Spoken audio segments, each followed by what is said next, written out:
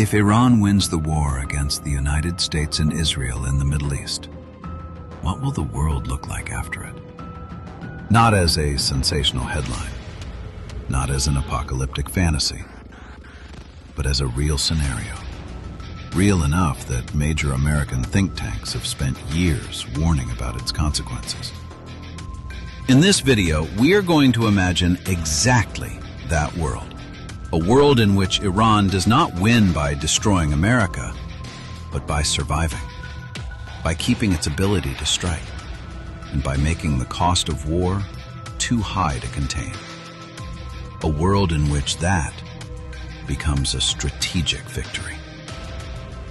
And if that happens, the most important question will no longer be who won the war, but what remains of the world that existed before it. Before we go any further, we need to define one thing very carefully. What does it actually mean for Iran to win this war? It does not mean Iranian tanks rolling into American cities. It does not mean the total collapse of U.S. military power. And it does not mean some fantasy in which Iran suddenly becomes stronger than the United States.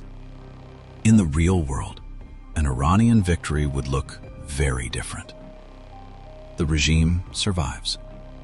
Enough command and control survives. Enough missiles and drones survive. The Strait of Hormuz remains dangerous. And Washington fails to fully restore control, militarily, politically, or economically. That is what winning means here. Not conquest. Not occupation. Just enough survival, disruption, and pressure to turn endurance into a strategic victory. And if that happens, then the war stops being the whole story. Because from that moment on, the question is no longer who fired more missiles, destroyed more targets, or looked stronger on television. The real question becomes something far more dangerous. What kind of world comes after a war like that? A world where energy stays expensive, shipping stays vulnerable, markets stay nervous, alliances start to drift, and ordinary life becomes harder, colder, less predictable. Because the real danger begins the moment the world watches the United States strike with overwhelming force and still fails to put the system back together. That is when a war becomes something much bigger. That is when it becomes a new world. The first thing that breaks in a world like this is not a government. It is not an army. It is confidence. Confidence that the world's most important trade routes will stay open. Confidence that energy will keep moving. Confidence that markets still understand the rules. And above all, confidence that the United States can still step into a crisis, strike hard, and restore order. Because if Iran wins this war strategically, that confidence does not disappear overnight. It erodes. Ship by ship, market by market, ally by ally. And once confidence starts to break, the damage spreads faster than the missiles ever did. And once confidence breaks, the next thing the world inherits is cost. Because this is not just about headlines. The Strait of Hormuz carries roughly 1/5 of the world's petroleum liquids consumption and around 1/5 of global LNG trade. So if Iran wins in a way that keeps Hormuz dangerous, the pressure does not stay in the Gulf. It moves into prices. Energy becomes more expensive. Shipping becomes more expensive. Insurance becomes more expensive. Industrial production becomes more expensive. Food becomes more expensive. And the effect compounds quickly.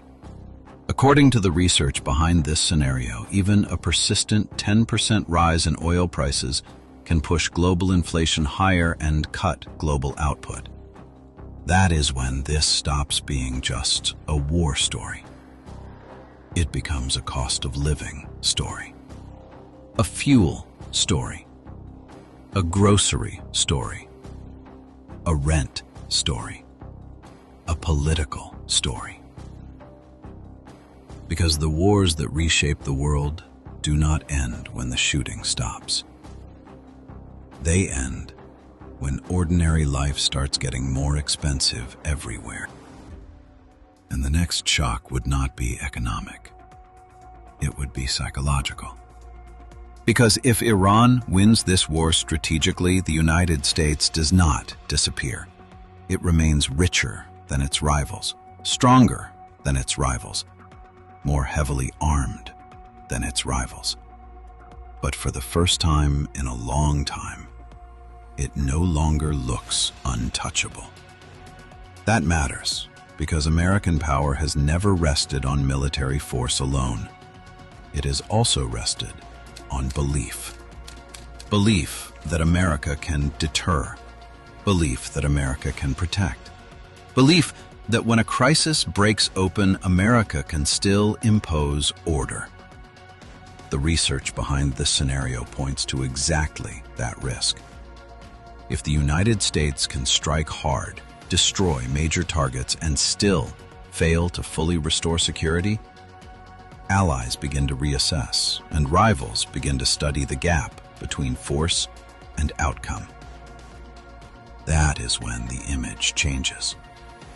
Not from superpower to weak, but from inevitable to limited. And once the world starts seeing American power that way, every future crisis becomes more dangerous. And then the war stops looking like a war.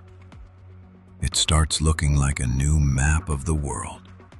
In Riyadh, the palaces stay lit late into the night, not because Saudi Arabia is collapsing, but because every security meeting now begins with the same fear.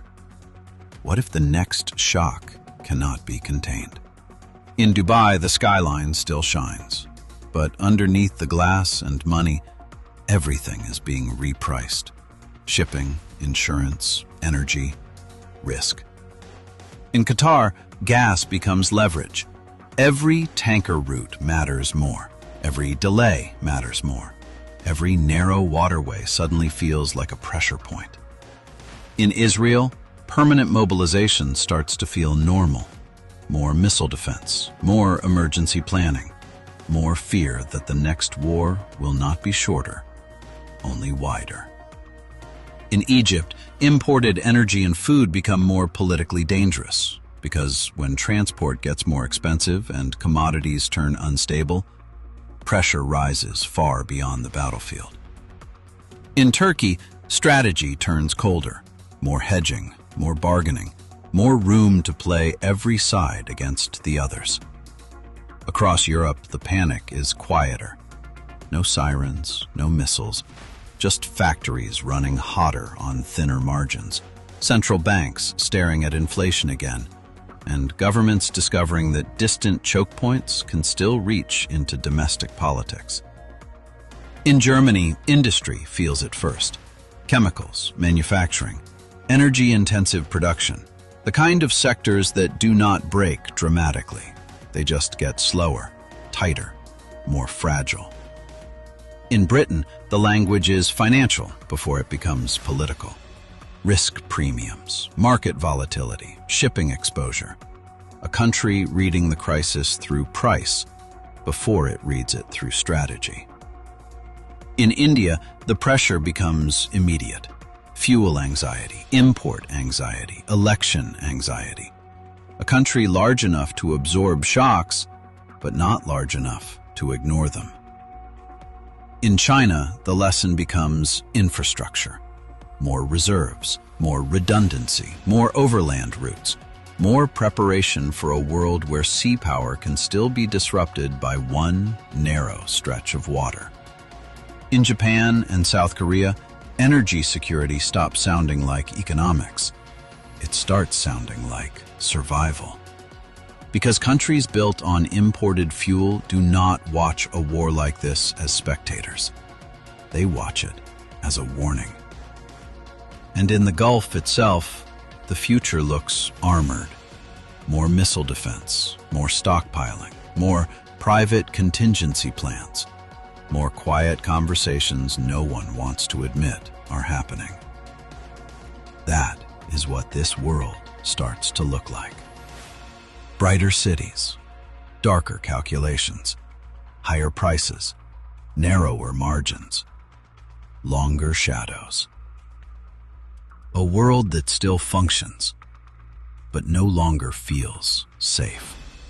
Years from now, most people will not remember the daily headlines of this war. They will not remember every strike, every speech, every threat. What they will remember is the feeling that something ended here. An assumption, an era, a sense that the world could absorb any shock and still return to normal. Because if Iran wins this war strategically, the real legacy will not be written in missiles or maps. It will be written in how the next decade feels.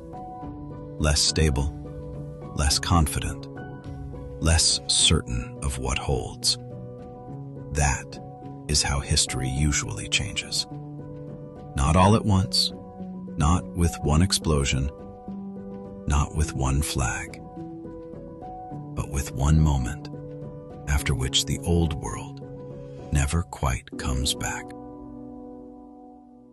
So now I want to ask you, if a war like this does not end with a clear victory, but with a world that is weaker, colder, and harder to trust, what do you think breaks first? Energy, alliances, markets, or America's ability to contain what comes next? Write your answer in the comments. And if this video made you see the future a little differently, share it with someone else who needs to think about what comes after the war. Subscribe, because this is exactly the kind of future we are here to track.